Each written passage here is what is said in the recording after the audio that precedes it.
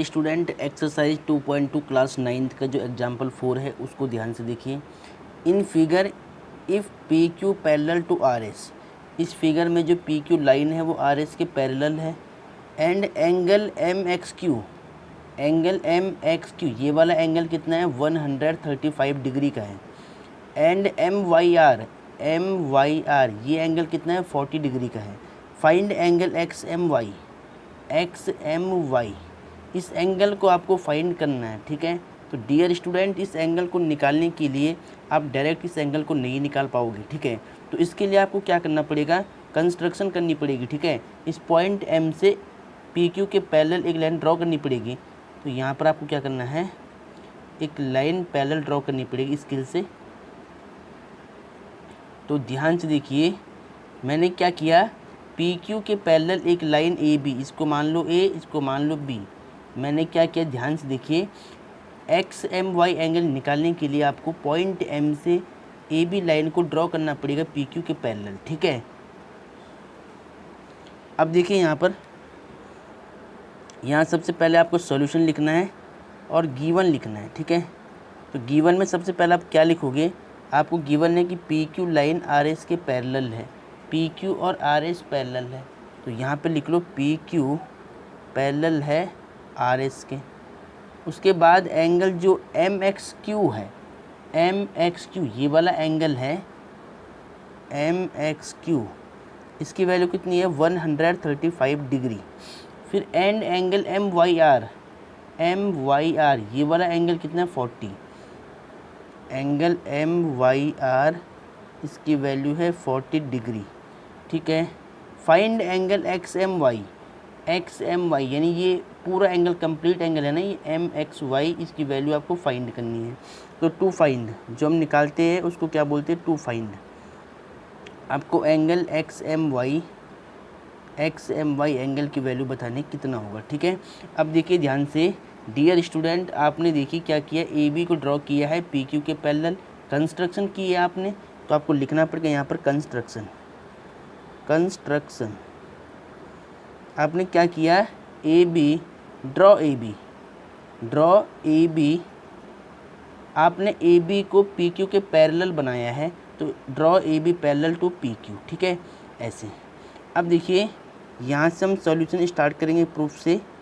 तो ध्यान से देखिए डियर स्टूडेंट, सिंस आपको क्या पता है, आपको गिवन है फिगर में कि पी क्यू और आर एस पैरेलल है, तो आप यहाँ लिखेंगे कि पी क्यू लाइन पैरेलल है आर एस के। ये आपको कहाँ से मालूम चल रहा है, गिवन से, ये गिवन है पहले से। और आपने प्रूव किया है, आपने कंस्ट्रक्शन की है कि ए बी पैरेलल है पी क्यू के। आपने कंस्ट्रक्शन में क्या बनाया है, ए बी को आपने पी क्यू के पैरेलल बनाया है। तो ए बी पैरेलल है पी क्यू के, कहाँ से, बाय कंस्ट्रक्शन, ठीक है, कंस्ट्रक्शन से आपने इसको बनाया है। अब देखिए ध्यान से देखिए, पी क्यू आर एस के पैरेलल है, ए बी पी क्यू के पैरेलल है। इसका मतलब क्या है, पी क्यू से पी क्यू कट सेम है दोनों में। तो दिस इम्प्लाई, यहाँ से देखिए, यहाँ से क्लियर हो जाएगा कि आर एस भी ए बी के पैरेलल है, ठीक है, कि पी क्यू से पी क्यू कट हो जाएगा, यहाँ क्या बचेगा आर एस और यहाँ क्या बचेगा ए बी। इसका मतलब क्या हुआ कि जो आर एस लाइन है, ये वाली लाइन और ये वाली लाइन भी आपस में पैरेलल है, ठीक है, ये आपको ध्यान रखना है। अब आगे देखिए, अब डियर स्टूडेंट, ये दोनों लाइन भी आपस में पैरेलल है और ये दोनों लाइन भी आपस में पैरेलल है।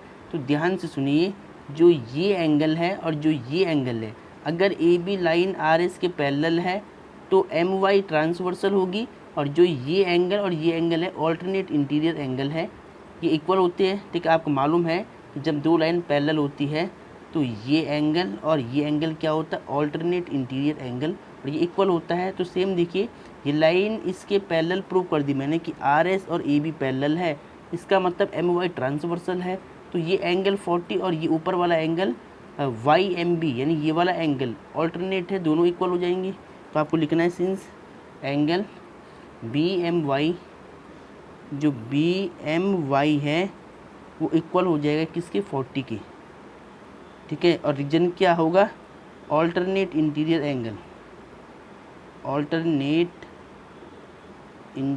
एंगल, इंटीरियर एंगल, ठीक है। रीजन आपको पूरा यहाँ पर लिख देना है ऐसे। अब देखिए ध्यान से, BMY, इस एंगल की वैल्यू आपने BMY की वैल्यू कितनी निकाल दी, 40 निकाल दिया, ठीक है। आपको चाहिए था XMY, तो आपको पहले ये एंगल निकालना पड़ेगा ऊपर वाला, ठीक है। आपको BMX निकालना पड़ेगा। जैसे ये आपके पास आ जाएगा तो आप दोनों को ऐड कर लेना और XMY निकाल देना। तो अब देखिए ध्यान से, AB पैरेलल था PQ से, बाई कंस्ट्रक्शन AB पैरेलल है PQ से, ठीक है। अब देखिए अगर ये दो लाइन भी आपस में पैरेलल है, इसका मतलब क्या है कि ये MX ट्रांसवर्सल है और ये एंगल का सम कितना होगा, 180, को इंटीरियर एंगल है, interior angle on the same side of the transversal, ठीक है। तो आपको लिखना है यहाँ पर, सिंस एंगल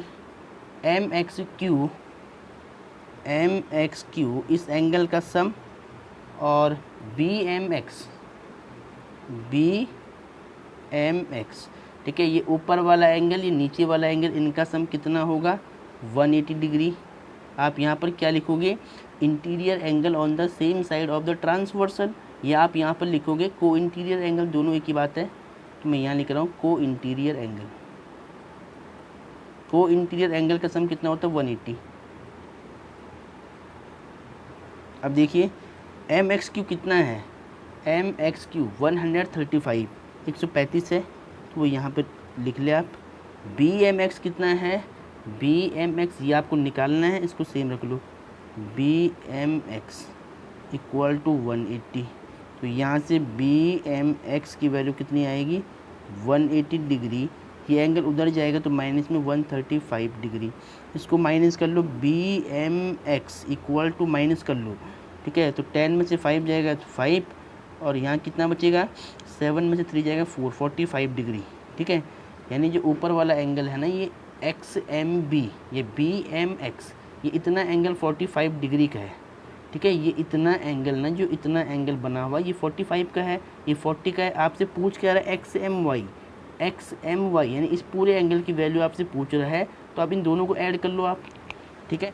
तो डियर स्टूडेंट, XMY की वैल्यू आपको निकालनी है। आप लिखो, चूँकि एंगल XMY, ये आप कैसे निकालोगे, जब इस एंगल में इस एंगल को ऐड करोगे, यानी BMX में आपको ऐड करना है एंगल BMX, यानी इस ऊपर वाले एंगल में इस नीचे वाले एंगल को ऐड करो, तो YMB या BMY, ठीक है, एंगल BMY। देखिए ध्यान से, हम एंगल XMY की वैल्यू आपको निकालना है। BMX कितना है, 45 था, तो 45 यहाँ लिख लो आप। BMY नीचे वाला 40 था, तो 40 लिख लो, दोनों को ऐड कर लो। XMY एंगल कितना हो जाएगा, 85, ठीक है। 45 + 40 85 डिग्री। तो डियर स्टूडेंट, ऐसे आपको निकालना था। क्वेश्चन इंपॉर्टेंट है, बस इसको ध्यान से सॉल्व करें।